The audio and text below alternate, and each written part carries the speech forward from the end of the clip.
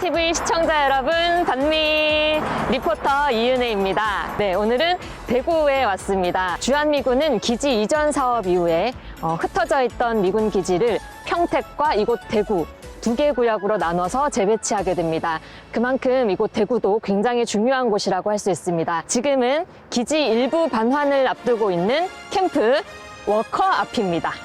대구에는 이게 기지 3개가 있어요. 캠프 워커, 캠프 헨리, 캠프 조지. 미8군 안에는 미 이사단뿐만 아니라 여러 가지 부대들이 배치되어 있습니다. 그 중에서도 19원전 지원 사령부라고 해서 전쟁이 났을 때 온갖 전쟁 물자들 그리고 병력들이 한반도에 들어왔을 때 어떻게 배치할 건가 이런 것들을 다루는 부대인데요. 19원전 사령부는 대구에 있는 캠프 헨리에 위치해 있고 거기 안에 물자 지원 사령부가 있는데 여기는 칠곡 외관에 있는 캠프 캐럴에 위치해 있습니다. 시대 때 동명비행장이라고 이곳을 불렀거든요. 그런데 미군이 고스란히 요거를 가져와서 여기에는 지금은 활주로는 사용하지 않고 폐기장만 운용하고 있는 상황이에요. 네네.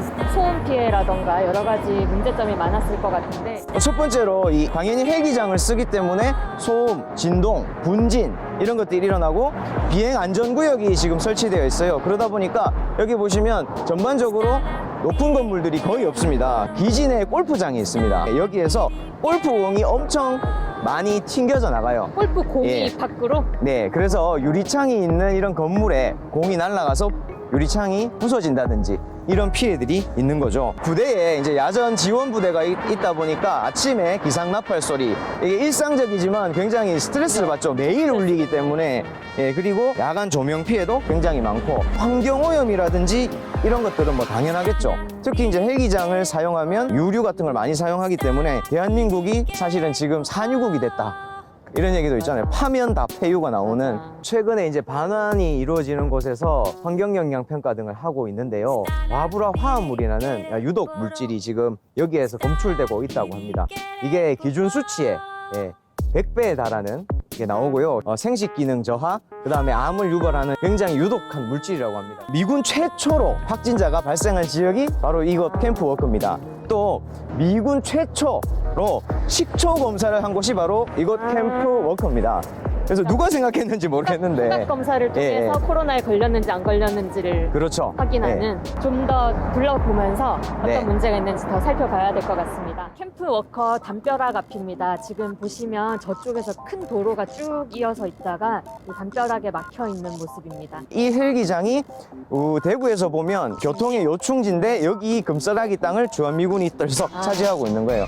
그러다 보니까 불편함이 많겠죠, 저희가. 네. 순환도로를 이렇게 뺑뺑 돌려서 1차, 2차, 3차 이렇게 대구에 순환도로를 만드는데 그 헬기장 때문에 3차 순환도로가 완성이 안 됐어요. 이때까지 대구의 교통 혼잡, 주변 지역에 상당한 교통장애가 발생했다. 이게 17년 동안 협상을 벌였던 거예요. 네. 협상을 질질 끌다가 동편 헬기장은 준다 이렇게 반환 약속을 했는데 전 서편에 있는 헬기장도 반환이 이루어져야지 완벽하게 3차 순환도로가 완공이 되는데 어쩔 수 없이 미군 측에 의해서 동편만 반환되는 상황입니다. 대구의 주인은 대구 시민이지만 미군이 돌려주겠다고 하기 전까지 시민들은 모든 불편을 감내하며 살아야 합니다. 그야말로 주객전도입니다. 미국에게는 단 한마디 쓴소리 없이 정부를 상대로만 목소리를 높이는 지역 정치인의 모습도 그저 씁쓸할 따름입니다. 지금은 대구에서 조금 벗어나서 칠곡 외관이라는 곳에 왔습니다. 여기 보이는 기지는 외관의 캠프 캐럴 기지입니다. 외관의 지역명은 일제가 군수물자 수탈을 목적으로 건설한 철도역을 외관역이라고 이름 붙인 데서 유래했습니다. 수탈의 수단이었던 철도는 지금도 외국 군대를 위해 쓰이고 있습니다. 캠프 캐롤은 군수 병참 기지 역할을 하는 그런 곳입니다. 그러니까 전쟁 시에 부산 쪽으로 전쟁 물자가 들어오지 않습니까? 그럼 이 물자들이 철도나 도로를 통해서 이 캠프 캐롤로 다 이동이 됩니다. 그래서 여기서 분배를 해서 전국의 각 지역으로 배분하는. 주한물자 지원사령부 안에는 6병기대대랑 15수송부대가 대표적으로 역할들을 하고 있는데 6병기대대는 그 한반도에 있는 모든 미군의 탄약을 관리하고 보관하는 이런 역할들을 하고 있는 거죠. 근데 이게 한국 육군의 모든 장비를 사용하고 한국군의 탄약고를 이용해가지고 관리하고 있는 시스템으로 이루어져 있고 이 군수품들이 전국으로 잘 수송이 돼야 되잖아요. 그래서 25송 대대가 그런 역할들을 하고 있습니다. 여기 지도를 보시면 기본 수송이 잘 되려면 원활하게 핏줄처럼 쫙 연결이 돼야 되잖아요. 대구가 여기 있습니다. 그래서 여기를 지나가면서 모든 전국적으로 수송을 할 수 있는 이렇게 도로가 되어 있는 거고, 철도 역시 마찬가지로 여기 부산으로부터 해서 대구 이렇게 다 연결이, 미 8군 홈페이지에 의하면 한국철도공사랑 매일매일 원활한 수송이 될 수 있게끔 협의를 한다고요. 바텔에서 세균전 운용 인력 공고를 여기 캠프 캐롤에도 냈습니다. 즉 세균전 부대도 지금 가동이 되고 있다라고 지금 우리가 추정을 할 수 있고, 캠프 캐롤이 한반도에서 사드 운영, 세균전, 군수물자가 모이는 허브 이렇게 연결해서 아주 전략적으로 미군이 이제 운영하는 그런 부대다라고 이렇게 볼 수 있을 것 같습니다. 미군 기지 이전 사업 이후 그 역할이 더욱 강조될 캠프 캐럴. 10여 년 전 이곳에서는 끔찍한 환경오염 사건이 일어났습니다.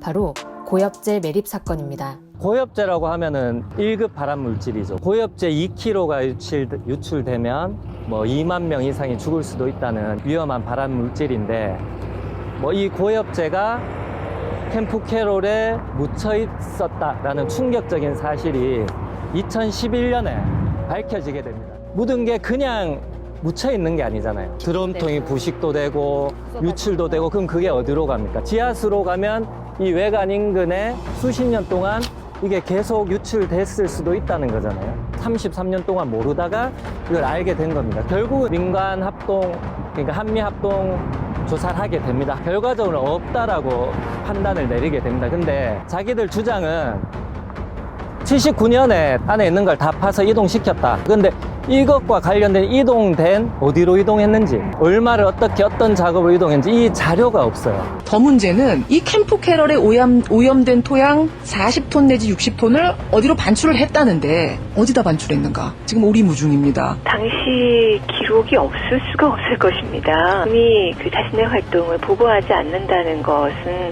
상식적으로 이해하기가 어려운 것이고요. 특히 당시에 지시한 사람이 분명히 있고 또 작업을 한 사람이 분명히 있고 지금 증언자도 나오고 있기 때문에 예. 분명히 그 당시에 복무했던 사람들의 기록을 확인하면 얼마든지 마음만 먹으면 파악할 수 있는 것이죠. 증인이 있는데도 뻔뻔하게 발뺌한 미군. 고엽제만 아니면 된다고 여겼을까요? 당시 여론이 심각해지자 주한미군은 캠프 캐럴의 오염물질 조사 보고서를 공개했습니다. 살충제 성분인 린다는 기준치의 4,000배, 발암물질인 비소와 테트라클로로에틸렌은 각각 2,420배와 1,100배, 수은 800배 등 결과는 경악스러웠습니다.